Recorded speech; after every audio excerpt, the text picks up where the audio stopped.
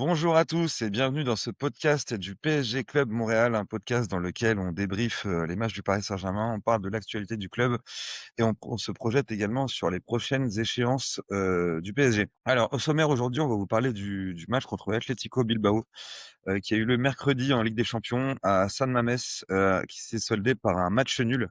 Ensuite, on abordera également le match qui a eu lieu hier contre le FC Metz à Saint-Symphorien. Victoire 3-2 avec une deuxième mi-temps un peu particulière. Et on aura plusieurs focus également aujourd'hui. On parlera de Warren Zaïre-Emery, qui est le véritable couteau suisse de Luis Enrique cette année. On parlera également de Bradley Barcola, qui n'a pas fait bonne figure cette semaine. Et puis pour terminer, on fera un petit point sur la concurrence Matvei Safonov, Lucas Chevalier, savoir si cette concurrence est durable ou non. Voilà. Alors, mes acolytes aujourd'hui, bon bah écoutez, vu que c'est la deuxième fois qu'on l'enregistre, je vais changer parce que j'avais commencé par Loïc, bah je vais commencer par Flo cette fois-ci. Comment ça va, Flo? Bah, écoute, ça va, très bien. Heu, prêt à débriefer, les 2 matchs moyens, on va dire, du PSG. Non, pas moyens hier, mais on va en parler, mais C'était pas génial, hein. C'était le dernier du c'est champ pas dernier génial. ah bon, c'était pas extraordinaire. Enfin, on va en parler, mais il y a quand même pas mal de choses, à La redire. pause va faire du bien à tout le monde. Avec un Absolument, trophée, on espère. avec un trophée, Inch'Allah, comme on dit. Adrien, mon deuxième acolyte, comment ça va, Adrien? Salut Eddy, salut les gars. Bah écoute, ça va. Toi, je sais que t'aimes pas trop ça, mais un Noël sous la neige à Montréal, ça me plaît Et plutôt tu bien. recommences avec Donc, tes trucs, hein. j'insiste dessus. Mais voilà, je pense qu'il faut en profiter parce que c'était pas le cas l'année dernière et ni l'année d'avant. Ouais, ouais, ouais, ouais, bah c'est bien. Écoute, moi, je vais rentrer en France pour les fêtes. Loin de la neige, laissez-moi tranquille. Voilà, c'est pas, c'est parfait. Et mon dernier acolyte, c'était le président du PSG Club Montréal, Loïc. Comment ça va, Loïc? Salut Eddy, salut Adri, salut Florian, bah, ça va super bien, merci pour l'invitation. Tout va bien, prêt à débattre. Prêt à débattre? Eh ben, écoutez, c'est parfait. Alors, je suis très content d'être avec vous, messieurs. Avant de commencer ce podcast, n'oubliez pas de vous abonner aux différentes pages du PSG Club Montréal, notamment celle de YouTube. Nous, ça nous permet de vous proposer du contenu de meilleure qualité. Et surtout, n'hésitez pas à liker et à commenter également les vidéos pour qu'on puisse avoir vos avis et puis peut-être éventuellement lancer certains débats. Je crois qu'on est en live, Loïc, en ce moment. Donc, si effectivement on est en live, n'hésitez pas également à interagir avec nous, à nous poser des questions ou également à parler de la superbe casquette que porte Flo en ce moment. Euh, voilà, les sujets sont ouverts. On va pouvoir commencer, messieurs. Alors, on va revenir pour commencer donc sur ce match contre l'Atlético Bilbao à San Mamés, 0-0. Un match assez moyen de la part du Paris Saint-Germain avec un gros pressing de l'Atlético Bilbao, une très très grosse ambiance également, un arbitre qui a oublié un penalty sur João Neves, Bradley Barcola qui veut la jouer solo alors qu'il peut clôturer le match en faisant la passe à Kvaratskhelia. Je vais commencer par vous demander vos tops et vos flops, messieurs. Ouais, bah écoutez les gars, je peux commencer. Moi, je vais pas lister un joueur dans mon top, mais j'ai plutôt listé la ligne défensive plus Safonov parce qu'on n'a pas concédé de but dans ce match-là. Alors que quand tu l'as dit, on a concédé un très gros pressing, quasiment pendant 60 minutes. Et ça faisait longtemps qu'on n'avait pas fait de clean sheet en LDC.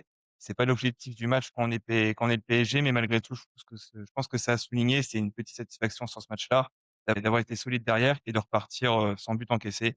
C'était moi ma seule satisfaction du match en tout cas. Ok, ok. Et ton flop? Et mon flop, bah, tu l'as listé en intro, on est obligé de le lister, mais c'est Barcola qui, contre sa nature, qui est un très bon passeur décisif, qui a croqué dans une situation où tous les jours il doit faire la passe, qui offre le 1-0 dans 100% des cas. Malheureusement, il a voulu forcer son tir et son but pour, je pense, se remettre en confiance. Mais à 0-0, Bradley, il a pas le droit de nous faire ça en tout cas. Effectivement, ce type d'action en fait qui avait déjà eu lieu l'année dernière où Barcola faisait la passe à Dembélé, où il débordait sur le côté gauche, il faisait la passe à Dembélé. Bah en fait là il l'a joué solo. Est-ce que c'est symptomatique du PSG en ce moment? On va en parler tout à l'heure. Flo, tes tops et tes flops. Bah, moi, en top, j'aurais dit aussi la défense, mais du coup, je vais faire un peu notamment Pacho, que j'ai trouvé encore excellent, heu, qui a un peu tenu la baraque aussi derrière, même si les autres ont été aussi très performants. Mais je voulais quand même souligner, même si c'est pas un vrai top, mais Kvara, que j'ai beaucoup aimé, plus en deuxième mi-temps. Mais je trouve que devant, ça a été l'un des seuls qui a été permis de créer des décalages, des dribbles. et qui aurait pu avoir un but, par la Ouais, ouais. top parce que il a quand même apporté, ce dont on attend un peu de Guevara, même s'il peut mieux faire encore. Ouais, après c'est le seul titulaire des 3, parce que Mayolu, bon, bah, c'est un remplaçant. Barcola, non, Barcola dans les grands matchs, il est jamais titulaire. Mais normalement Barcola, il devrait avoir cette Mais justement, on va faire un focus sur Barcola, on va parler un petit ouais, bah, peu c'est vrai. petite dédicace à Van Basten d'ailleurs, qui est son poulain. J'espère que tu regarderas cette vidéo et que tu seras pas trop dur avec nous. Et et du coup, Loïc? Oui, mon top, bah, on n'en a pas parlé, merci de me l'avoir gardé, mais Zaïre Emery, très clairement. Pas forcément parce que c'est aujourd'hui le meilleur joueur dans ce 11-là, mais tout simplement parce il revient d'entre les morts. Beaucoup l'avaient condamné. Puis moi, je suis vraiment très content en tant que Titi, voilà, qu'il soit sorti de cette période difficile et qu'il arrive à contribuer pleinement à cette équipe-là. Dans un poste qui est pas le sien à la base. Je pense il a compris le logiciel Luis Enrique, puis aujourd'hui, sans être forcément Hakimi, il est quand même extrêmement performant dans ce poste-là et fait l'intérim à merveille. Avec des qualités différentes, d'Hakimi, mais c'est vrai que, ouais, ça commence à rentrer, du côté de Warren Zaïre-Emery et effectivement, c'est un joueur qu'on avait critiqué dans ses podcasts, parce qu'il avait fait un début de saison, en demi-teinte et ça fait extrêmement plaisir, d'autant plus que c'est un Titi. C'est vrai que ça fait extrêmement plaisir de le voir revenir et de le voir retrouver la confiance parce que c'est un joueur qui fonctionne beaucoup à la confiance, Warren Zaïre-Emery, il l'a dit, Exactement. interview. C'est des jeunes joueurs, je veux dire, faut toujours qu'on garde ça en tête. On a le cas qu'on va parler peut-être pour Metz, on a Mbaye, tu vois, qui revient aussi en forme. Ils ont tous un dénominateur commun, c'est ils sont jeunes et que forcément ils vont être inconstants. Ouais, absolument. Et ton flop du coup, Loïc? Et mon flop, bah, ça serait déjà Thibaut sur le chat YouTube là, qui me dit que j'ai copié son top, mais ça me fait plaisir que les grands esprits se rencontrent, comme on dit. Mon flop, bah, c'est un flop sans en être un. Dans le sens où il nous a habitués à mieux, surtout l'an dernier sur la belle période face du PSG, c'est Ruiz. Je trouve qu'il a des trous d'air assez importants, que ce soit contre Bilbao ou surtout contre Metz. Voilà, on a besoin de lui pour équilibrer le jeu de l'équipe entre la défense et l'attaque. C'est vraiment lui qui fait le liant la plupart du temps. Puis si on veut avoir un parcours aussi glorieux que celui qu'on a eu l'an dernier, on va avoir besoin de beaucoup plus de constance et de sérieux de sa part. Et qui passe, voilà, qui retrouve un peu cette fraîcheur physique qui lui fait défaut, comme à beaucoup, et c'est normal, sachant que il enchaîne les matchs et que c'est un des joueurs les plus fidèles du 11 de Luis Enrique, et qui a été épargné jusqu'à maintenant par les blessures. Ouais, Mais c'est comme je disais, je l'ai trouvé quand même plutôt actif, Fabien Ruiz. Il a juste été très maladroit, je pense, sur certaines occasions. Mais tu sais, je l'ai trouvé vraiment actif sur son côté gauche, que ça aurait pu déboucher à plus d'occasions. Mais je pense qu'il y a un manque de fraîcheur physique dans le sens ça l'a amené à être maladroit, dans beaucoup de ouais. situations. On a beaucoup parlé. Il y a un joueur qui a été épargné dans vos flops, mais moi, Vitinha, je l'ai trouvé très moyen contre Bilbao. Et ça se ressent clairement sur la dynamique de l'équipe. Enfin, il a été bien Ouais. pressé et il a eu beaucoup de mal à faire son rôle de métronome.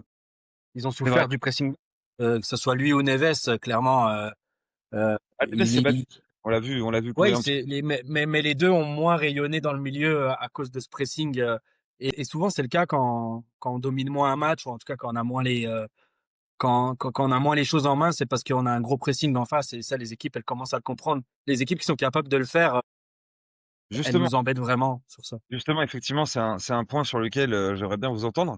On a vu que depuis le début de saison, pardon, à chaque fois que le PSG a été embêté, c'est des équipes qui mettaient un pressing athlétique, assez haut.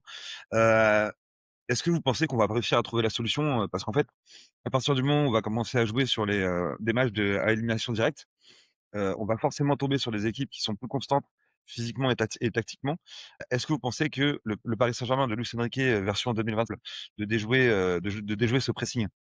Bien sûr. Moi, je pense qu'il y a 2 joueurs qui manquent, c'est Dembélé et Doué, en fait, parce que c'est 2 joueurs qui sont Ouais. capables de redescendre au milieu de terrain, dos au but, de réussir à bien s'orienter vers, l'avant et faire des passes clés qui vont casser des lignes. Et ça, contre Bilbao, ça a vraiment beaucoup manqué parce que les 3 qui étaient devant sont pas capables de faire ce genre d'action. Et je suis convaincu qu'avec le retour de nos 2 Français internationaux, ça va quand même pas mal changer la donne, pour pouvoir, faire face à ce pressing. Et Enfin, du finir moins, nos oui, actions aussi. parles d'une inconnue, Dembélé. Moi, il y a beaucoup de gens qui sont assez rassurants sur le sujet en disant oui, il va revenir en 2026, etc. Est-ce qu'on n'est pas parti sur une saison galère sur toute l'année pour Dembélé? Bah, il y a pas Moi, je de pense grosses blessures, tu vois, c'est des petites gênes qui se cumulent. Je suis d'accord que c'est un peu embêtant, mais tant qu'il y a pas de grosses blessures, ce qui a pas été le cas, je pense qu'on peut être en mesure de se dire que, on devrait voir un Dembélé, à 100 début 2026. En tout cas, c'est notre souhait à tous, je pense, parce qu'il est vraiment hyper important dans la construction du jeu et l'animation offensive. On se rend pas compte à quel point c'est un joueur clé pour nous, quoi. Bien sûr. Moi, je pense que le staff fait très attention. Il ne se presse pas pour le faire revenir de par son passif. Au PSG, il n'a pas été beaucoup blessé, mais tu sais, quand on prend toute ses carrières avant, malheureusement, il a beaucoup souffert de ça. Et je pense que dans l'absolu, on n'est pas pressé au niveau du PSG de le faire rejouer, au niveau du staff, et qui sera là pour la deuxième partie de saison où c'est là que ça va compter. Non, tu vois, quand tu dis que le staff est pas pressé, moi je l'ai vu revenir à plusieurs reprises pendant la saison, depuis le début de saison, jouer des bouts de match. Bon, déjà, c'était pas convaincant parce que physiquement, il pêchait énormément, il n'arrivait pas à accélérer. Et en fait, à chaque fois qu'il revient, il se reblesse. Sachant, comme tu l'as dit, on connaît le passif physique, les problèmes, des pépins physiques qu'avait Dembélé. On sait qu'il n'y a pas eu de préparation, ça joue beaucoup pour ce genre de joueur.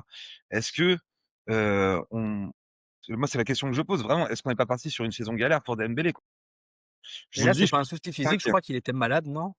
Ou quelque Oui, chose comme ça. là, il était malade effectivement et il est dans le groupe pour, déplacement au Qatar, cette semaine. Il est rentré en jeu avant Bilbao, c'était contre qui? On a joué qui en Contre championnat? Rennes. Contre Contre Rennes. Rennes, il est rentré en jeu, non, il me semble?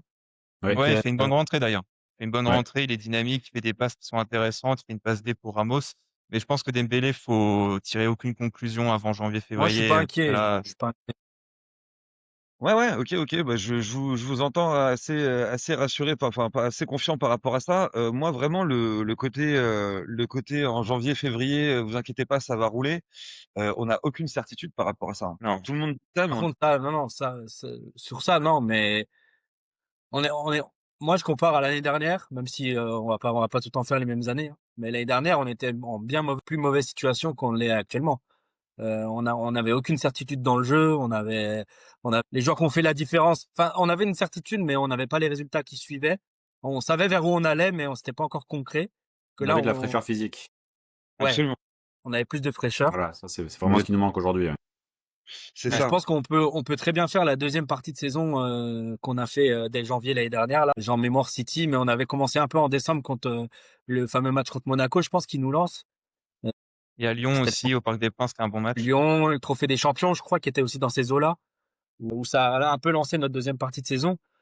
Et là, je pense que ça va faire un peu pareil, sauf qu'on part de moins loin.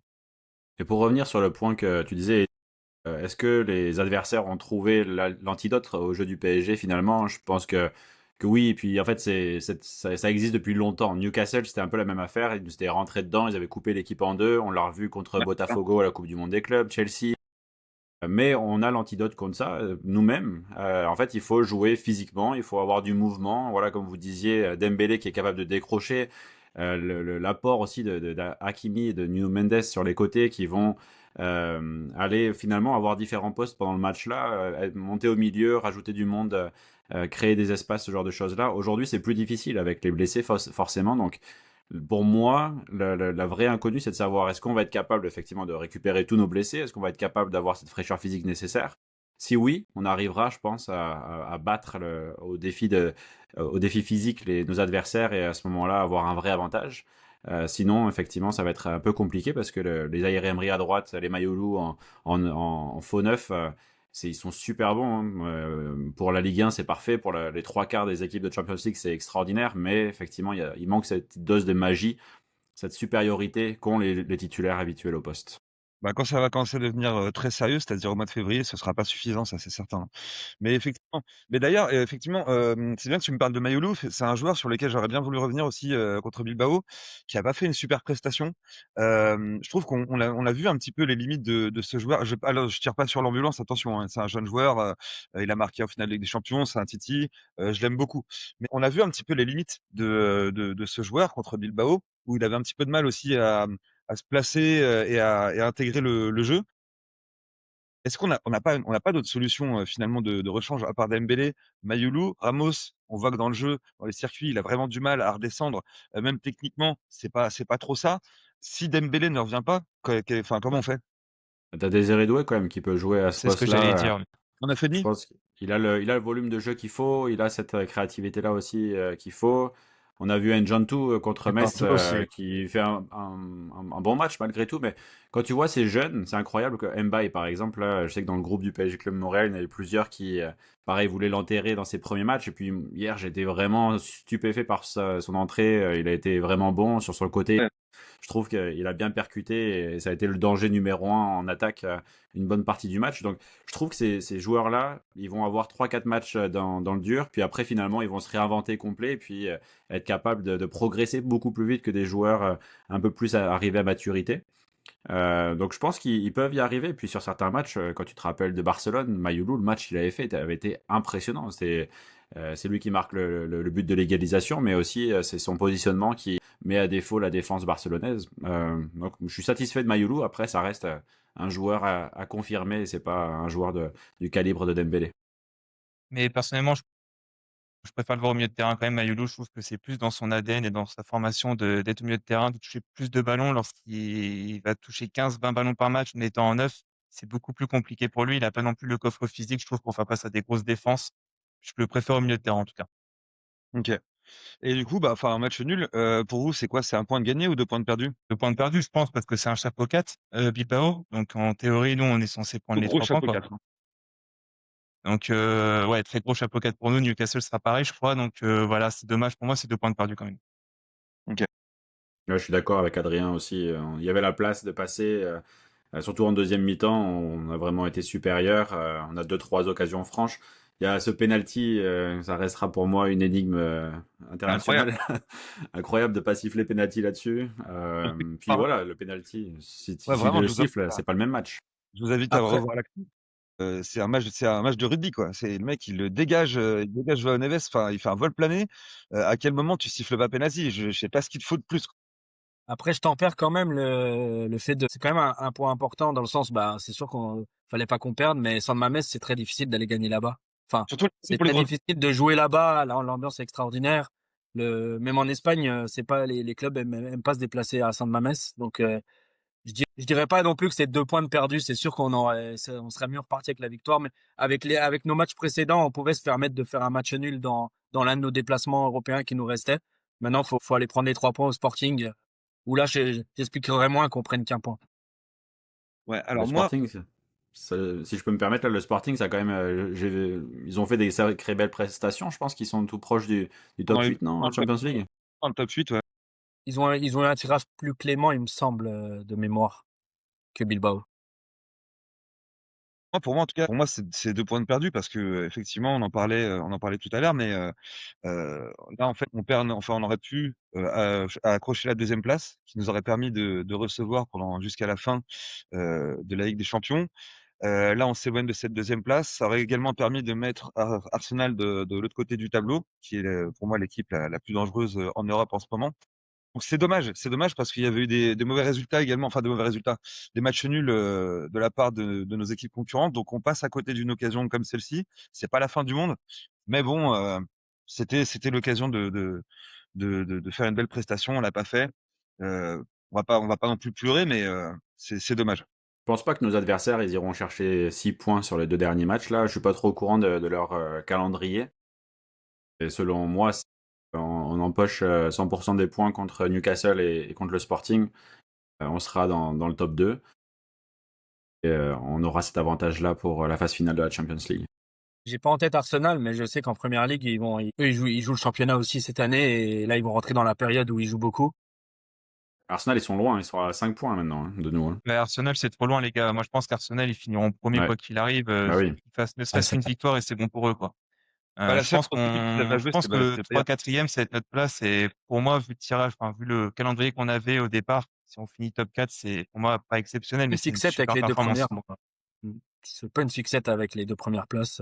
Je trouve pas que enfin, c'est important pour la suite dans le sens où on reçoit les matchs retour, mais l'important c'était d'être dans les 8 déjà par rapport à l'année dernière et d'éviter les 2 matchs barragistes. Oui, Bon, bah très bien. Je pense qu'on a fait le tour. Vous voulez rajouter quelque chose sur Bilbao? Non, c'est bon. On a fait le tour? Bon, bah écoutez, on passe à Metz. Hier, le Paris Saint-Germain a affronté le FC Metz à Saint-Symphorien pour le compte d'une journée de Ligue 1. Un match qui s'est soldé par une victoire 3-2 du Paris Saint-Germain. Petit kiff Désiré Doué qui marque pour ce retour en Ligue 1. Donc vos tops et vos flops. Avant de vous poser la question, j'aimerais souligner quand même le travail de Luis Enrique avec les titis parisiens, parce que hier on l'a vu, c'était un vrai kiff en fait, vraiment de les voir. On voit qu'ils s'améliorent de match en match, et c'est un régal quoi. Je voulais juste en parler parce que ça fait longtemps qu'on attend une académie, du centre de formation du Paris Saint-Germain florissant et verdoyant, et ça commence à venir. Donc voilà. Donc messieurs, votre Salut à John. Effectivement, on pense à lui. Bah, je peux commencer également pour ce match-là. Je vais commencer par mon flop cette fois-ci et je vais malheureusement devoir reciter Zaberni parce qu'en fait, il fait une bonne première mi-temps et il a fait une bonne intervention à un moment donné dans la surface qui était assez délicate. Je me suis dit, c'est bon, Zaberni, il fait son match. Et en seconde mi-temps, dès que ça va vite, Zaberni, c'est compliqué. Soit il fait une faute, soit il est distancé. Et c'est un peu délicat parce que là, on est pas à Metz quand même, donc il est censé être opérationnel à 100%. Je te vois rire et dire, je sais que c'est un peu ton chouchou, mais Il va le voilà. découper. Donc Zabarni, 6 mois compliqués et voilà, est-ce qu'il va redresser la barre, je ne sais pas, mais en tout cas, il peut pas dire que c'est une satisfaction pour l'instant. Donc voilà, c'est mon flop sans aucun doute. OK. Et ton top du coup? Bah, mon top, tu l'as mentionné, mais je vais mettre Désiré Doué. Il a fait qu'une mi-temps, certes, mais je trouve que la mi-temps qu'il fait, techniquement, l'équipe allait passer de ça à ça. En fait, on a senti vraiment la patte Désiré Doué capable de garder le ballon, de faire des passes tranchantes. Il met un but en face à face. Ça peut sembler évident, mais si c'était Barcola, est-ce qu'il aurait eu la même efficacité? Je ne sais pas. Donc voilà, Désiré Doué plus et son retour va vraiment nous faire du bien techniquement. Sans aucun doute, ce sera le cas. Ouais, ouais, je suis assez d'accord. Loïc, ton top et ton flop? Mon top, t'as parlé des Titi, et puis celui que je voulais mettre de l'avant, c'est Mbaye. J'en ai parlé déjà un petit peu. Moi, j'ai vraiment beaucoup aimé sur son côté gauche. Dédicace à qui l'ont enterré alors qu'il a 17 ans sur C'est le groupe du Voilà. clair. PSG C'est Montréal, clair. sur WhatsApp. Voilà, et on vous embrasse, hein. Ah, puis, Encore une fois, John, on t'entend. Ça continue. Bisous. je pense qu'il y a Yanis aussi qui avait parié de se mettre nu, je pense, Oui. courir nu si Mbaye marquait un but. On attend le morning live, Yanis, hein. Dans la Mais neige, ça va ouais, être sympa.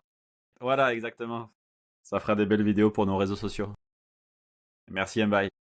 Mais ouais, très, très belle performance de Mbaye hier, très belle performance de tous les jeunes de manière générale. Et ça fait plaisir, ouais, comme tu disais, Adrien, dans ce genre de match-là, de pouvoir, pour Luis Enrique, de changer l'équipe au complet pendant 2 matchs importants. Là, il y avait Bilbao, puis la semaine prochaine, il y a un trophée à les gagner quand même. Compter sur les remplaçants et faire des belles performances. Euh, c'est parfait ça. Et mon flop, bah, j'avais dit Ruiz, je ne vais pas l'accabler à nouveau. Bah, ça reste encore notre cher ami Ramos, même si il a marqué son but hier. Euh, voilà, Mais bon, en même temps, c'est normal, hein. Je pense que ce Ramos-là, il va dans une belle équipe. Partie de tableau de Champions League, par exemple, il serait super utile. Mais c'est juste que pour nous, ça ne fonctionne pas. C'est pas le genre de joueur qu'il nous faut. Est-ce que ça serait un joueur, moi je pense que ce serait plus un joueur à la Cherki par exemple qui pourrait jouer dans ce poste-là et nous amener de la valeur. Je suis pas sûr qu'un Julian Alvarez ça puisse être un bon neuf pour nous au PSG non plus, même s'il a un profil différent de Ramos. Mais moi je trouve ça juste dommage qu'il n'ait pas plus l'occasion de jouer ou de montrer ses qualités parce que je suis sûr que dans une autre équipe il serait extraordinaire. Moi, je le verrais bien en Italie, moi. Je pense que ça fit très bien avec le football italien. C'est le style d'attaquant qu'ils aiment bien, les Turinois ou les Milanais. Après, c'est un super rôle de super sub, mais c'est juste que c'est un peu gâché d'avoir un joueur qu'on a acheté à ce prix-là en super sub. Ça pourrait être un Titi ou un joueur qu'on a, on va dire, qu'on a acheté à un moindre coût que Ramos. Donc c'est vrai que c'est du gâché. Après, nous, on est des champions pour le gâchis, mais après, il nous a quand même rendu de fiers services, Ramos. Non, c'est sûr. Moi, je pense que ce rôle, il l'accepte, hein. Il a pas l'air de trop se plaindre de pas être peu titulaire. En tout cas, je pense qu'il est aussi bien dans ce rôle-là d'être super sub et de faire des petites, matchs titulaires de temps en temps en Ligue 1 et tant mieux parce que ça crée pas de conflit dans le vestiaire, quoi. Ça Non, non, mais l'empêche là, pas d'être en sélection en plus, donc Mais c'est actuellement ça, il ouais. est Je pense que si Martinez lui disait, tu sais, ta place elle est en danger là, il faut que tu joues plus souvent, sinon tu seras pas avec nous aux États-Unis cet été. Il y a de grandes chances qu'il aurait plus d'état d'âme. De toute façon, il sait qu'avec Cristiano, il sera pas titulaire parce que l'autre, il va jouer jusqu'à 50 piges. Donc. Je te jure. Non, je pense que c'est sa Ouais, dernière clairement. grosse compétition. Il a 40 de plus. À un moment, il va falloir s'arrêter, hein. Laisse ça, l'ancien, laisse ça. C'est ça, c'est ça. Mais et toi, Flo, du coup, t'as un peu flop? Moi, les tops, les Titi aussi, mais du coup, je vais parler d'Enjantou, vu que tu as parlé de Mbaye. Je le trouve vraiment de mieux en mieux.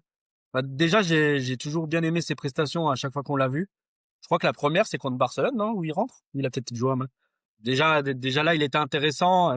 Après, bon, forcément, c'était le temps qu'il prenne ses marques aussi sur certains matchs. Mais hier, je l'ai vraiment trouvé intéressant. Il met le but en plus dans une sorte de projection. Moi, j'adore cette dégaine. Avec Ouais, sa en souffle, là. plus. Ouais, non, en plus, non, franchement, mais ouais, lui et Mbaye, vraiment gros top. Et je suis vraiment content que, comme tu l'as dit tout à l'heure, qu'on arrive à avoir une académie qui performe aussi bien en, en équipe pro et c'est parfait. Ok. Et, Et ton flop? et en flop, moi j'allais dire aussi la charnière centrale. Je vais inclure Pacho. Là, je l'aurais presque mis en top à Bilbao et là malheureusement il est en flop avec Zabarni. Et j'aurais pu mettre toute la défense hors Warren parce que j'ai encore trouvé Warren très intéressant. Et défensivement, on peut pas se satisfaire de prendre 2 buts contre Metz. Même Ouais, si c'est clairement. 2 jolis buts, surtout le deuxième, il est magnifique aussi. On est sur la pire équipe de Ligue 1 quasiment. Et on peut pas prendre 2 buts. Non, on a été Heureusement trop qu'on a gagné patient. le match, parce que ça sauve Ouais. un peu le tour.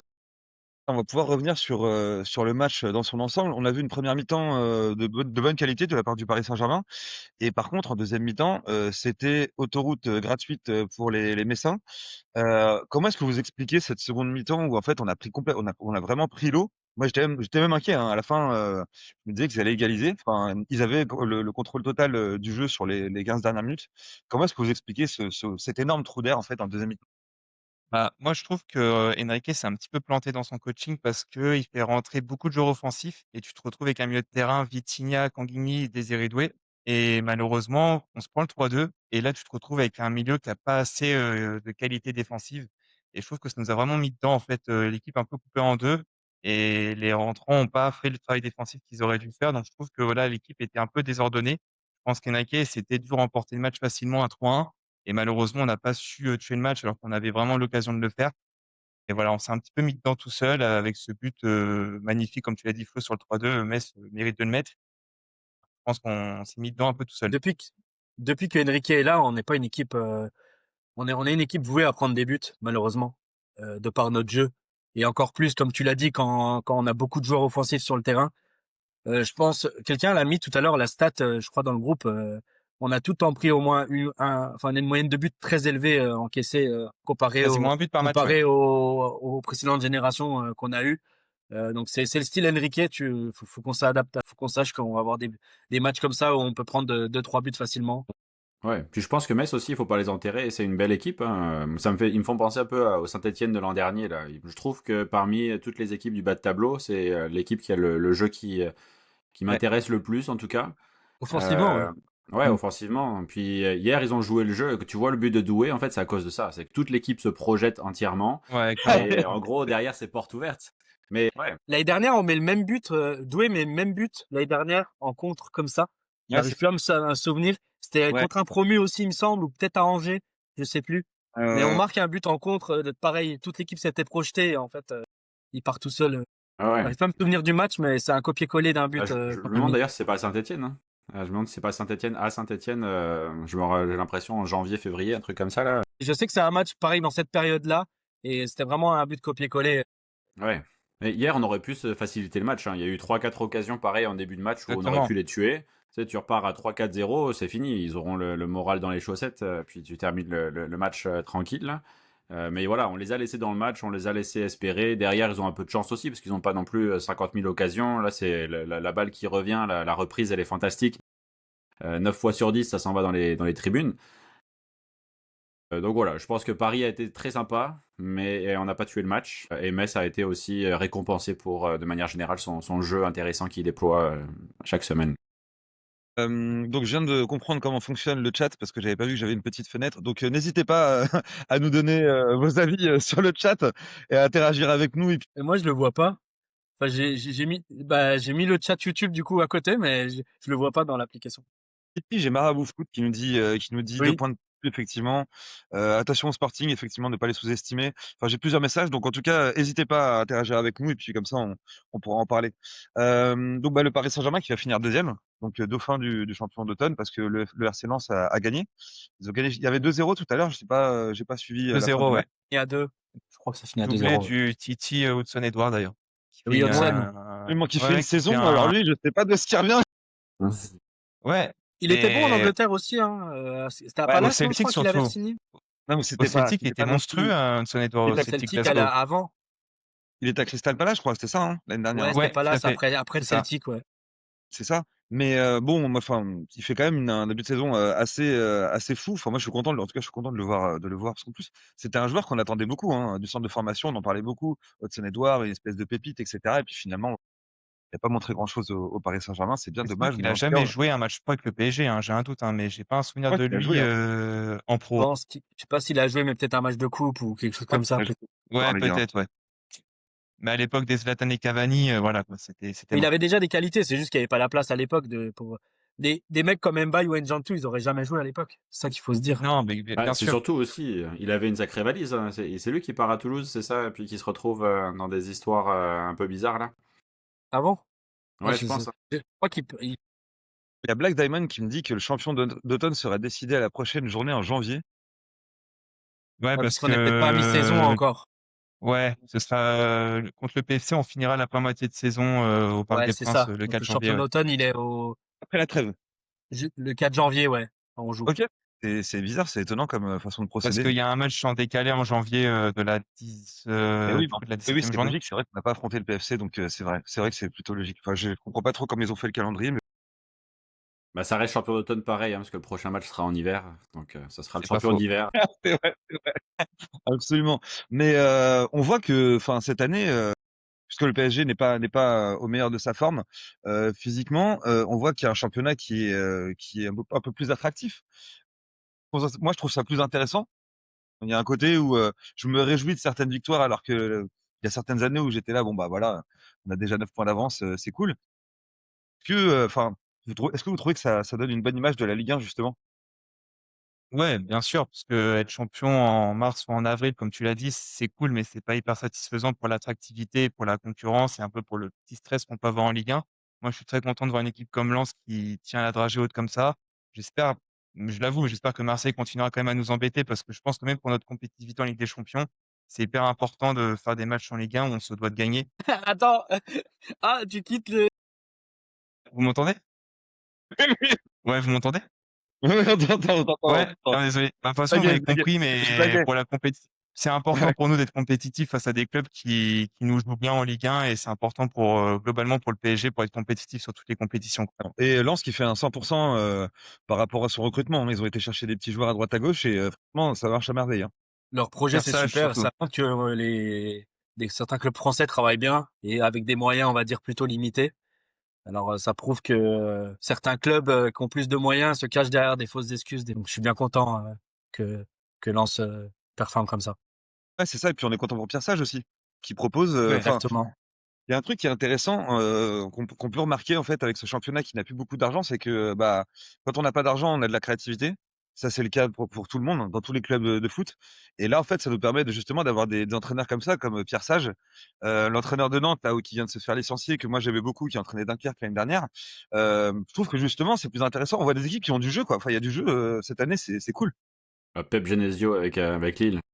Ah Pep, ah le Pep. Il y a justement il y a Manu Black Diamond qui dit je maintiens que l'OM finira deuxième derrière nous. Peut-être, c'est possible. Donc Vu Lens l'effectif, troisième ou quatrième. vu leur effectif, c'est obligatoire qu'ils finissent deuxième Marseille, sinon ce serait quand Mais même non, une mais faute rien n'est professionnelle. obligatoire avec Marseille, gros. C'est vrai, c'est vrai, c'est vrai. Moi, Mais je les quand vois même, pas terminer deuxième derrière nous. Hein. C'est en plus là, je sais pas s'ils vont avoir la chance de se qualifier en playoff, mais tu sais, les playoffs, ça va les emmener en mars minimum. ouais. J'espère qu'ils se qualifient en play-off pour ça les fatigue un peu. Bah oui. J'aimerais Ouais, moi ouais. aussi. Ça va être le Brest, ça va être le Brest de l'an dernier, quoi. Ah ouais, non, mais justement, ça serait bien parce que là, ils font les malins, ils ont battu l'Union Saint-Gilloise, je savais même pas que ça existait. Et donc, ils jouent contre City ou contre Arsenal. Non, je les embrasse. Franchement, mes amis belges, vraiment, je vous aime. C'est une blague. Mais après, comme le dit Manu, c'est important aussi à souligner, au-delà des bons résultats qu'il y a en Ligue 1, certains clubs, c'est aussi les plutôt bons résultats des clubs des clubs français en Europe, hormis Nice. Mais bon, je pense que tout le monde tape assez sur eux, on va pas remettre une couche. Les pauvres, ils sont au fond du trou. Mais ce qui s'est passé à Nice, ça m'a rappelé le PSG des années 2000, quand on débarquait Ouais, au mais Petit Village pareil, et qui pareil. caillassait, il brutalisait des joueurs. Mais vraiment, qu'est-ce qui s'est passé? Terem Moffi veut plus porter le maillot et tout. Enfin, c'est chaud ce qui se passe à Nice, hein. Mais Fantasme. pour en revenir aux autres, Strasbourg performe comme attendu en conférence. Après, avec les moyens, c'est normal aussi. Mais même en Champions League, on a Monaco et, Lyon, euh, Lyon, Lyon qui et, cartonne. et Lyon aussi en Europa, même si l'Europa League a vraiment baissé de niveau. Pour moi, c'est l'Europa League, c'est limite l'ancienne Conference League. C'est plus Vu ce que qu'on c'était est, l'Europa League, ouais. vu il y a beaucoup de clubs maintenant en Ligue des Champions, bah forcément, ça a baissé en qualité les compétitions en dessous. Ouais, mais il faut y aller, hein. Il faut aller Mais chercher des titres. Lyon a de Ah bonnes ouais. chances d'aller au bout finalement, Ouais. surtout s'ils Même se renforcent Strasbourg un peu cet aussi. hiver. Ouais, ouais. Ouais, Il c'est faut ça. aller chercher ces titres-là. Les Espagnols, ils sont pas cachés pendant des années, même avec des équipes comme Séville qui terminaient 6e, 7e de Liga, là. S'il y a Complètement. la place, il faut aller chercher ces titres-là, ça fera du bien à la Ligue 1. Ouais, ouais, je suis Ouais, d'accord. je Je suis suis tout à fait d'accord. d'accord. Bon bah messieurs, on va passer au focus. Hein, on va focus sur notre petit Titi, le couteau suisse de Luis Enrique, Warren Zaïre-Emery. Warren Zaïre-Emery qui revient en force du côté du Paris Saint-Germain, qui joue aussi bien au milieu de terrain et en latéral droit, en l'absence d'Achraf Hakimi, qui a une intérim qui a été un peu compliqué au départ, où on voyait qu'il prenait l'eau, notamment le match face à Lyon, où il marque, mais il se fait trimballer complètement sur son côté droit. Et en fait, là, on voit que ça va de mieux en mieux, qu'il a repris de la confiance. Et ça régale, en fait, les gars, de revoir notre petit Titi à son meilleur niveau. C'est clair. Ouais, Tu l'as complètement. dit, Ah, complètement. Moi, je suis hyper content parce que, bah, après, on n'était pas tous à le détruire, mais on était plusieurs aussi à dire faut lui laisser le temps. Il est jeune, comme on l'a dit tout à l'heure. Et je suis bien content qu'il revienne et franchement, Luis Enrique, il s'est jamais caché. Il a toujours défendu et il le dit encore. C'est l'un de ses joueurs favoris au club. Il peut pas s'en passer. Je crois qu'il y a une stat où il a joué tous les matchs depuis. C'est le joueur qui a le plus titulaire, ouais. enchaîné, je crois. J'ai plus la stat. Le dernier match où il n'a pas joué, c'était contre Arsenal en mai. Et C'est le fou. dernier match où il n'a pas été titulaire, c'est contre l'Atalanta en septembre. Donc en fait, il enchaîne. Il enchaîne bien comme il faut. Ouais. Ah, c'est fou. Et ça montre que c'est peut-être pour ça qu'il a eu aussi un petit début de saison un peu plus compliqué. Et en plus, on lui demande des rôles un peu différents à chaque fois, des fois au milieu, des fois derrière. Même si l'arrière droit sous Enrique, on l'a dit plusieurs fois, mais en fait, c'est pas un arrière droit, c'est un milieu de terrain. Donc c'est un style, c'est un rôle qui lui colle maintenant parfaitement. Parce que aussi, il a appris à bien l'appréhender. On voit qu'effectivement, il y a une espèce de rigueur tactique du côté de Warren Zaïre-Emery. Et même physiquement, en fait, il a retrouvé en fait cette explosivité en fait qui faisait du jeu de Warren Zaïre, de Warren Zaïre-Emery ce qu'il était. Loïc, qu'est-ce que tu penses toi du début de saison de Warren? Ouais, il monte en puissance. Il faut reconnaître qu'il est là. Il fait partie des joueurs, comme vous l'avez dit, qui participent le plus. Puis voilà, c'est un gars qui marche à la confiance. Il faut s'attendre à ce qu'il y ait d'autres variations au niveau de son niveau, j'ai l'impression. Tu vois, s'il est capable de continuer les matchs de haute performance comme il le fait, ça va être impressionnant. Par contre, si il y a une petite blessure qui arrive, si il y a deux ou trois bêtises, j'ai l'impression que tu peux le voir dérailler un peu, puis repartir dans une zone un peu plus sombre, pas forcément comme celle qu'il a connue, mais ouais, après, tu sais, si tu regardes sur le papier, c'est un gars de 19 ans, c'est Ouais. impressionnant quand même que d'être autant, d'avoir autant la confiance de son entraîneur à cet âge-là, d'être autant utile pour son équipe, c'est voilà, on réalise pas la chance, on en veut toujours plus, mais moi je l'aime, Warren, je l'adore. Mais on l'a vu, je pense que ce qui est un peu ce qui a été un peu le déclic, je trouve, c'est quand il est rebasculé en espoir en équipe de France, où en plus il prend le capitana, où là en fait il a réalisé que bah au final c'était le joueur qui avait le plus d'expérience dans le vestiaire. Et alors qu'en équipe de France, il était plutôt comme justement tout l'inverse. Il était un peu c'est la personne, je pense, qui a pas encore sa place réellement au sein de cet effectif en équipe de France. Et je pense que ça lui a fait vachement du bien de redescendre, on va dire dans sa catégorie d'âge, en ayant l'expérience du monde professionnel et des gros matchs. Donc je pense que ça a été un tournant dans son début de saison. Ouais, et puis en fait, on voit qu'il a quand même un sérieux leadership. Enfin, il a été capitaine en fait dans toutes les catégories où il a été au Paris Saint-Germain. Et c'est Bruno Salomon qui disait, en fait, déjà, en fait, quand il marche, il a toujours tous les titis avec lui, donc Mbaye, N'Jantou, etc. Et c'est un peu lui qui dicte le truc, genre bon, on y va, on s'arrête. Et en fait, C'est le ouais, c'est grand ça. frère, quoi. Ouais, ouais, c'est ça, c'est le grand frère. Et puis bah, il leur montre aussi, bah, enfin, il s'arrête. C'est Solomon qui dit ça. Effectivement, il s'arrête à chaque fois pour dire bonjour à tout le monde. Ils sont très polis, etc. C'est cool. Et c'est cool d'avoir un joueur comme ça qui fait le relais en fait entre l'académie et et Clairement.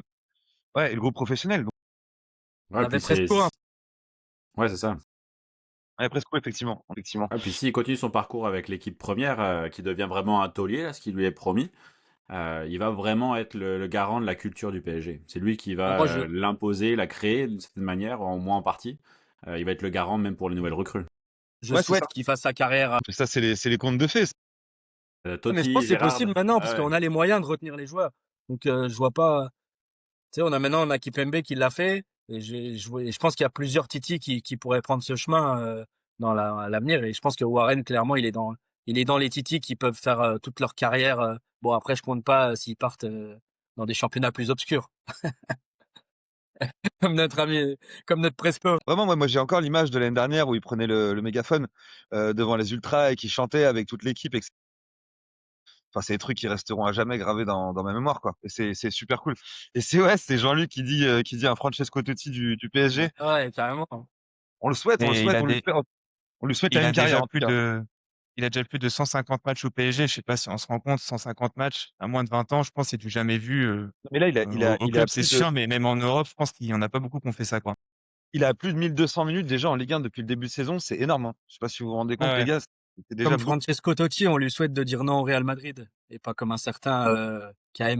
Non, non, non, sert à rien. On va pas le citer, on va pas parler de lui. Voilà, il est parti, il fait sa vie là-bas.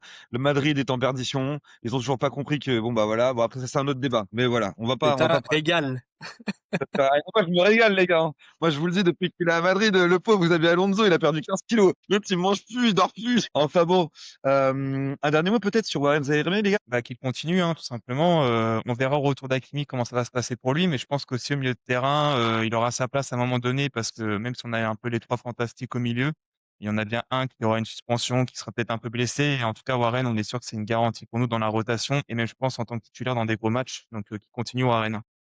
Puis Ouais, en c'est vrai, Hakimi, il est pas revenu avant bien février, hein. Je pense avec la CAN, je pense que le Maroc va aller loin. Après, il aura du repos, je suppose, pour on verra.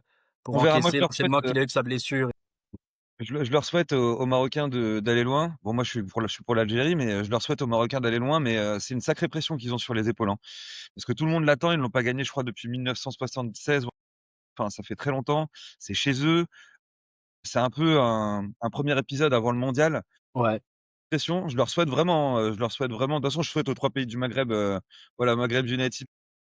C'est l'heure de finale. Et puis un des trois la gagne. Bon, forcément un peu plus l'Algérie, mais voilà. Moi, on verra Hakimi, on verra au retour, on verra son retour. J'espère il va pas fort à se reblesser en fait. En tout cas, à la CAN. Je le souhaite vraiment. D'ailleurs, petit mea culpa, parce que en début de saison, enfin, on avait parlé un petit peu du mercato et je disais qu'il y avait un vrai creux au poste de latéral droit. Et encore une fois, Luis Enrique m'a fait expliquer le football gentiment en me disant, bah écoute, regarde, tu vois, on a un milieu de terrain qu'on peut mettre à droite et puis bah ça fonctionne très bien. Donc bon bah là encore une fois, pardon Luis Enrique. Non, Moi aussi. c'est le rôle que veut Luis Enrique. C'est pour ça qu'on n'en recrute pas. C'est parce que c'est très difficile à trouver un arrière droit avec un milieu de terrain avec des capacités défensives, mais aussi très offensives à la Hakimi, hein. Ouais, mais en même temps, c'est pas de notre faute, on n'a jamais vu ça nulle part. C'est des joueurs qui changent de poste comme Ah ça. mais ouais. Ouais. C'est l'école, je sais pas si on peut dire l'école catalane, mais c'est un peu les deux qui ont même Arteta le fait maintenant aussi. Enfin, l'avait fait bien avant aussi Enrique, mais tu sais, c'est un peu les nouveaux rôles qu'on a sur les Arsenal, City, PSG. Après, tu avais des arrières droits, j'ai l'impression que c'est un peu l'historique du poste. Quadrado, moi je l'adorais beaucoup. C'est quoi, Coupe du Monde 2014, je l'avais découvert avec Mais C'est l'Équateur vrai. à ce moment-là. c'était plus des pistons qui allaient vraiment sur le côté à l'époque, tu sais. C'est pas des gens qui Colombien, se recentraient vraiment. Ah ouais, Colombien, ouais. Colombien, pardon, ouais. T'as Weah aussi à Marseille, il faut en parler. Je trouve que parmi les joueurs de Marseille, c'est un de. Et puis formé au PSG forcément, là, mais c'est un joueur aussi que je trouve intéressant dans sa progression, formé presque attaquant de pointe ou Attaquant, ailier ouais, en de tout base, ouais. cas. Puis bah là, il joue full latéral avec Marseille. C'est Ouais, intéressant. c'est vrai qu'il y en avait beaucoup qui se moquaient de lui, dont un certain Daniel Riolo qui disait ouais machin, Géo trouve tout, je sais pas quoi, il veut mettre un attaquant latéral et tout machin. Et en fait, bah encore une fois, bah t'as eu tort, mon Daniel, hein. On t'aime bien, mais t'as tout faux sur Luis Enrique malheureusement. Et puis c'est Mais bon, intéressant parce que, tu vois, je m'attendais pour le match contre l'Athletic Bilbao, je voulais voir Nico Williams parce que il était annoncé au PSG ou au Barça à la fin de l'Euro l'an dernier. C'était comme le gros ailier que tout le monde voulait en Europe. Donc je me suis dit, bah tiens, j'ai pas. il a re-signé Ouais, pour il a un contrat de 10 ans. mais j'ai pas l'occasion de beaucoup voir Bilbao, donc je me dis bah c'est génial, je vais pouvoir juger Nico Williams sur ce match. Et puis je trouve que bah en fait on l'a pas vu, donc je sais pas si c'est Zaïre Emery qui a fait le match un peu comme avec Nuno Mendes comme des gars contre Liverpool l'an dernier ou contre les meilleurs contre le Barça aussi où il est capable de mettre tous les ailiers dans sa poche. Mais en tout cas Zaïre Emery il est aussi bon en défense que aussi pour se projeter puis apporter le danger au milieu et en attaque. Je suis toujours preneur de Nico Williams, hein, au passage, moi. Ah, il Il est a un peu mon moins ailier bien cette gauche. année quand même. Il est moins Ouais, bien, mais parce que et il a à re-signé gauche, son on a du contrat monde et quand même, hein. puis il y a la Coupe du Monde qui arrive. On Mais verra. les Moi gauches, j'aurais on a du monde, hein, ça se bouscule quand même sur ce c'est ça, poste-là. moi Tout le j'aurais monde veut plus jouer à pris gauche un chez nous. Après, je pense que Barcola, malheureusement, enfin, on sait pas la deuxième partie de saison, mais si ça continue comme ça, je pense pas qu'on gardera Barcola sur le long terme. moi, j'aurais pris un Lookman pour le faire jouer à droite en polyvalence. C'est un joueur intéressant, je trouve, en remplaçant. Mais bon, enfin bon. En tout cas, messieurs, faut qu'on avance parce que l'heure tourne. Donc, un dernier mot sur Titi Warren. Terminé? Ouais, non, c'est bon. On est bon. J'aime bien le commentaire qu'on a eu là sur YouTube. Quelqu'un nous dit que Sako gardien contre Lille, là, c'est Luis Enrique, c'est pas le premier en termes C'est de pas mal sur le polyvalence. penalty. À Lorient, non, c'est dit. À À Lorient, ouais. Lorient, ouais. D'ailleurs, le Chrome qui se fait expulser pour son dernier match, Oui, encore oui. C'est terrible. arbitral complètement débile. Enfin, voilà, laisse-le, le pauvre. Tu sais, c'est son Surtout dernier qu'il match. était rentré, non? Il était rentré en Oui. Chrome. Pour être champion de France, pour avoir son C'est match, tellement pour être PSG champion de comme France, stat, ouais. ça. C'est bon, tu vois, il a pas fini comme Casten Dutch, je sais pas si vous vous rappelez, pour son dernier match, il est fini en civière, le pauvre. Donc voilà, bon, c'est vrai que c'est moins bien. Bon, messieurs, on va parler du petit poulain de Bambastic, membre du PSG Club Montréal, Bradley Barcola. Aïe, aïe, aïe. On ouvre le dossier Bradley Barcola parce qu'il faut en parler, malheureusement. Ouais. Il y a Jean-Luc qui dit personne touche à mon poulain Bradley Barcola. Bah écoute, on va les gratigner un petit peu, hein, parce que on a quand même certaines choses à dire sur sa semaine. Ça n'a pas été c'est une intérim convaincante, notamment avec l'occasion ratée à Bilbao, où en fait s'il fait la passe à Kvaratskhelia, il y a de fortes chances pour qu'il y ait but et on prenne l'avantage contre Bilbao.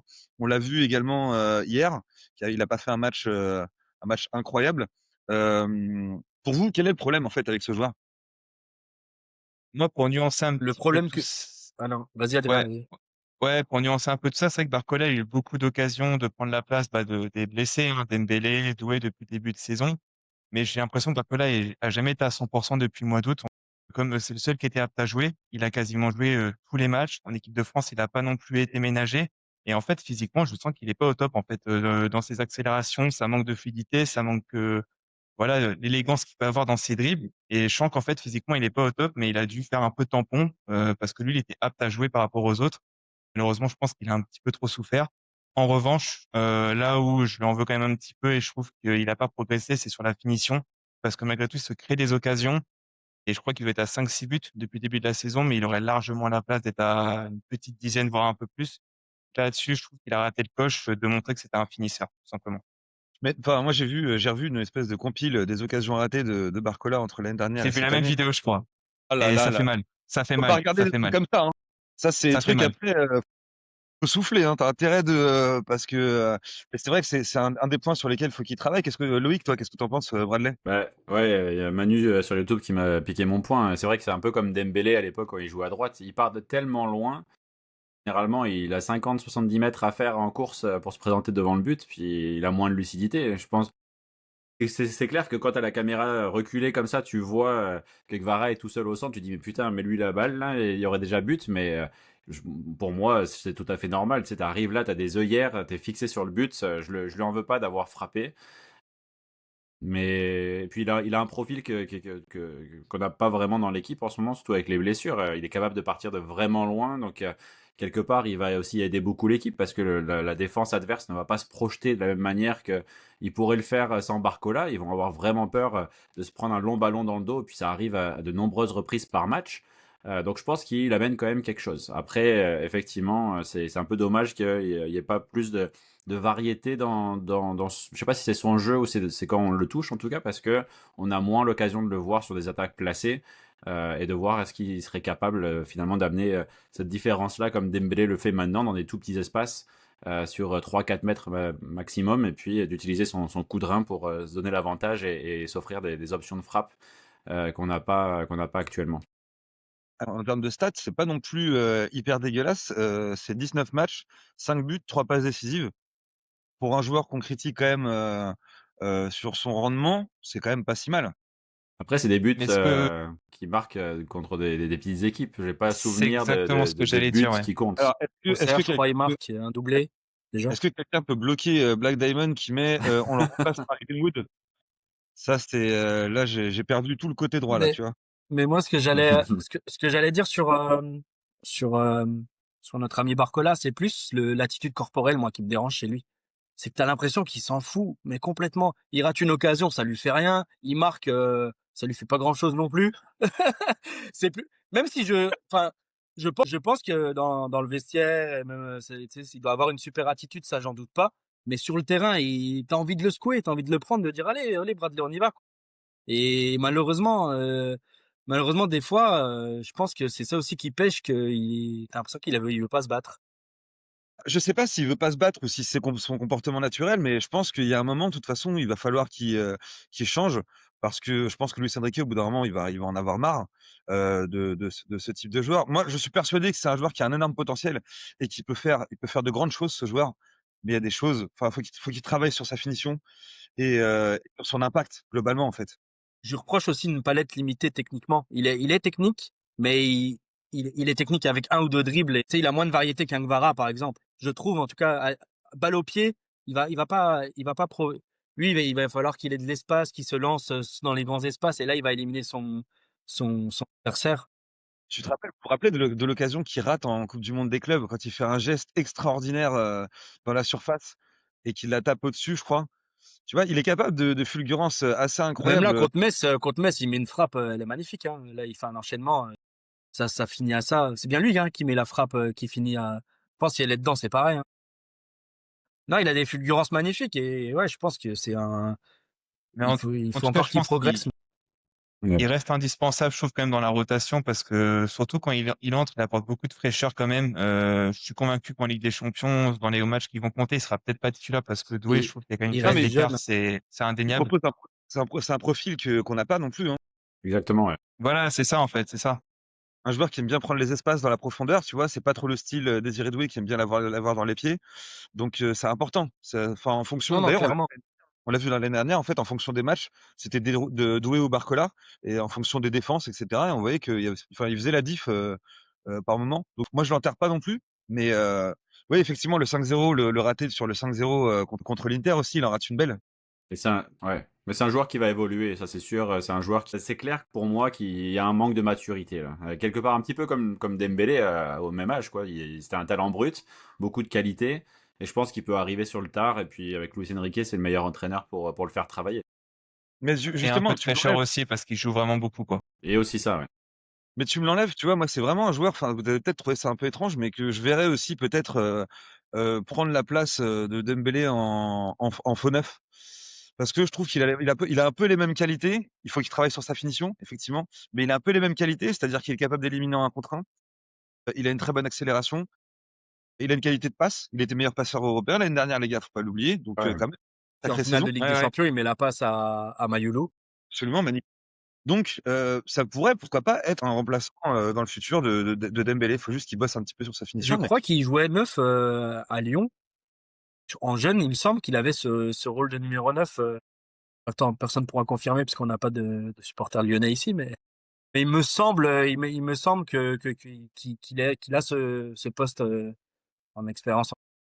Et à Lyon, il me semble quand il commence, il rentre en devant. Il est C'est à droite. Luis Enrique, un jour, ça m'avait choqué dans une de ses conférences de presse, au moment où Mbappé s'en va, là, il dit non, non, mais vous inquiétez pas, j'ai des options pour jouer en neuf. Non, ça va plus tard, parce que Guevara était déjà là aussi, là, mais il avait mentionné Barcola. Et puis moi, ça m'avait choqué parce que jamais de la vie je le voyais jouer en neuf. Mais c'est vrai Et qu'il a il a des compétences qui peuvent être intéressantes à ce poste-là. il me semble qu'à l'OL, il l'était, mais il faudrait confirmer. En tout cas, quand on voit que l'année dernière, le Bayern le voulait ardemment, on peut se dire que c'est un joueur qui a un gros potentiel. Non, Oui, Bon c'est clairement. signe sûr. quand même. Ok, très bien. Bon, bah finalement, on l'a pas trouvé gratigné, ton Barcola. Au contraire, on a la dit. Il nous a menacés, il nous a. Exactement. Un dernier mot pour Barcola ou on clôture le chapitre? Je pense qu'on est Terminado? bon. Bon, bah écoutez les gars, on va terminer avec la cerise sur le gâteau. Moi, c'est donc mon petit Poutine. Safonov, Safonov qui a remplacé pendant ces 3 derniers matchs Lucas Chevalier qui s'est blessé contre Monaco à la cheville. Euh, je pense Safonov qui a livré des prestations quand même plutôt correctes avec certains arrêts décisifs. Oui, effectivement, Bruce avait posé la question de savoir ce qu'on en pensait. Qu'est-ce que vous avez pensé vous de l'intérim dont plusieurs clean sheets d'ailleurs. Qu'est-ce que vous avez pensé de l'intérim de Safonov? Bon, il a été rassurant, je trouve, dans l'ensemble, même dans les interventions aériennes. Je trouve qu'il impose plus dans les buts que Chevalier.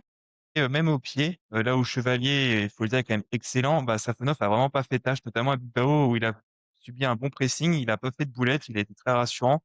Donc on peut dire qu'il a fait le taf pendant ces 3 matchs et je serais pas étonné qu'on le revoie notre ami russe. T'en penses quoi? Bah, je sais pas trop quoi en penser. Moi, il me rassure pas non plus. Je sais pas si c'est à Bilbao ou le match d'avant. Enfin, il me rassure pas plus que Chevalier. Je pense que Non, il y a personne je qui le le vois. rassure. Non, moi, de toute façon, je pense que c'est vraiment un numéro 2 et qu'il y a aucun doute que Chevalier reprendra sa place quand il reviendra physiquement. Enfin, je vois pas Enrique profiter d'une blessure alors que il l'a baqué depuis le début malgré les petites boulettes. Je le vois pas lui faire ça maintenant. Après, je peux me tromper, mais j'ai hâte de voir aussi Renato Marine. Là, apparemment, on le verrait en Coupe de France. J'ai hâte de voir parce qu'on entend beaucoup de bien de lui, Le meilleur goal du monde? apparemment. Et Enrique, il est en train de nous faire le script 2024-2025 à nouveau, là. Ouais, L'an clairement. dernier, blessure à Monaco. Il fait rentrer en Ligue des Champions le portier numéro 2, Sofanov. Et je pense que l'an dernier, l'Espagnol aussi avait joué en coupe, hein. C'est lui qui jouait à un moment donné. Donc, il nous fait exactement le même script en espérant que Chevalier va devenir le prochain trophée Yacine. Ok, donc De toute pour vous, façon, Moi, je Chevalier, dirais. on a été le chercher 50 millions. C'était un vrai souhait de Campos et d'Enrique. Chevalier, ça reste le numéro 1. Pour moi, il n'y a aucun débat. Là, il était blessé. On en a profité. Mais je pense que dans le plan d'Enrique, c'est Chevalier qui est son gardien de but. Moi, vous savez ce que j'en pense, hein, mais je suis pour aussi qu'on réinstalle enfin, qu'on continue avec Chevalier malgré ses prestations douteuses, si je puis dire. ouais, ouais. Vu le plan qu'on a, etc., je trouve que ce sera dommage de vraiment, parce que là, si tu le mets numéro 2 maintenant derrière Safonov, tu le tues un peu mentalement. Je sais pas si tu le tues mentalement. Je pense que là c'est bien. Tu vois, il a été piqué. Il a pu voir que on est un gardien aussi, ça pouvait arrêter des ballons, donc c'est pas Ouais, trop c'est mal. pas mal ça. Maintenant, on va le voir. Je pense qu'on va le voir en Coupe intercontinentale. Ouais. Moi, connaissant Luis Enrique, argent ou pas argent, si t'es pas bon, tu vas pas jouer, hein. Donc même si effectivement il a milité, s'il continue à avoir des prestations très moyennes, je pense que Luis Enrique ne va pas le remettre sur le banc. Non, mais c'était son choix quand même. Et au pied, je l'ai trouvé bon, hein. Ah ouais, moi je l'ai Je trouve trouvé que bon. moi, je l'ai trouvé bon pied, hein, justement, Safonov, hein.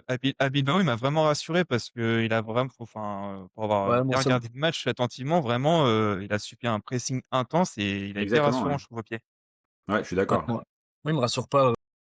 Pour le coup, c'est le seul moment où Chevalier me rassure, c'est quand il a la balle au pied.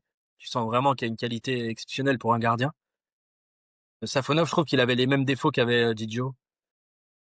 Assez bon sur sa ligne, mais dans les airs et au pied, je trouvais pas ça très bon. Ok, donc pour vous, c'est une intérim juste temporaire, Safonov Oui, titulaire. Je pense. Ok. sans aucun doute pour moi.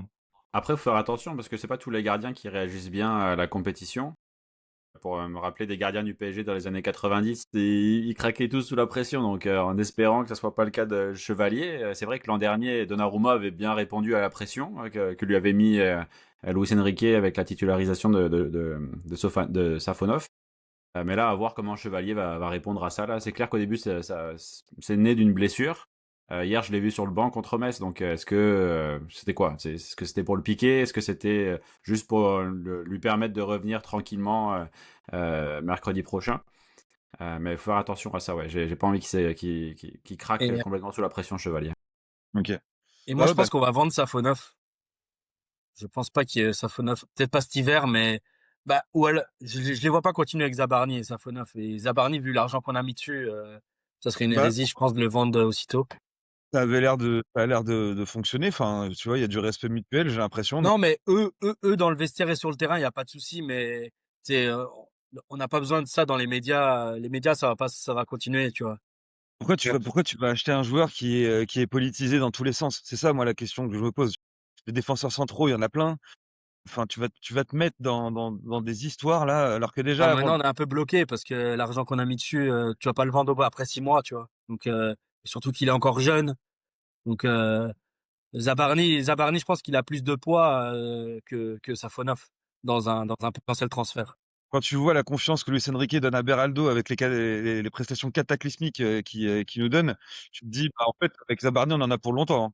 Ouais. Raldo, il est vraiment descendu dans la hiérarchie. Là. Hier, il est Ouais, là, rentré c'est à la la fin. 90 plus 3. Ça faisait pas mal de matchs qu'il n'avait pas joué. Mais quand je l'ai vu rentrer hier, je me suis fait la Après, réflexion. il On était s'est blessé, d'ailleurs posé la Beraldo, question. mais c'est pas une mauvaise nouvelle pour nous. Je souhaite la blessure à personne, mais je préfère le PSG sans Beraldo, même contre Mais des on s'est petites d'ailleurs équipes. posé la question, est-ce que Luis Enrique, hier face à Metz, fait rentrer Beraldo à la 90e minute alors qu'on est acculé? Est-ce qu'il l'a pas fait pour donner un peu de suspense au match, en fait, tu vois? Pour qu'on soit pas, qu'on soit pas sûr de notre victoire et pour tous les téléspectateurs de Ligue 1+. Mais Tu vas c'est la pas partir première en fois. vacances avec Beraldo, toi, Eddie. Mais ce qui était intéressant, par contre, c'est que j'ai jamais vu Luis Enrique faire ce genre de changement-là. Il fait sortir Mbaye, je pense, pour faire rentrer Beraldo. Là. J'avais l'impression de revoir Laurent Blanc sur le bord de touche, là, où tout d'un coup, il faut bétonner la défense. On remplace les attaquants par Je des pense qu'il défenseurs. y avait plus grand chose, non, sur le banc, je crois aussi. Hein. Oui, mais Ah, je crois que les Messins avaient 2 remplaçants ou 3 remplaçants de plus que nous. Pour te dire à quel point à quel point notre effectif est limité. OK, très bien. Et du coup, on va suivre avec attention, ce match, de mercredi, en coupe intercontinentale. Nous, on fera également un podcast de mi-saison la semaine prochaine. Je vous le tease, tout de suite. Ce sera soit mercredi, soit jeudi. Donc où on fera un petit bilan sur la Ligue des Champions et sur le championnat. Un nouveau format où on sera en studio cette fois-ci pour la première fois, donc qualité professionnelle. On va voir ce que ça donne. Et pour vous tenir au courant, on sera certainement amené à faire plus régulièrement des podcasts en virtuel et de manière un petit peu plus éloignée des podcasts en studio parce que bon bah comme on vient de commencer le podcast, on a eu quelques petits problèmes au niveau technique.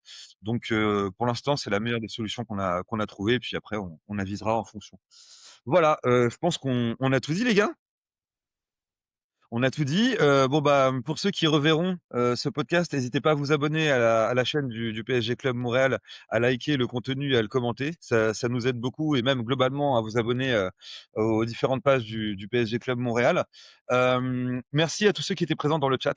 C'était cool pour merci une les gars. première. Moi, j'ai passé un bon moment en tant Carrément. qu'animateur et tout, voir vos commentaires. C'était cool. Merci beaucoup les gars.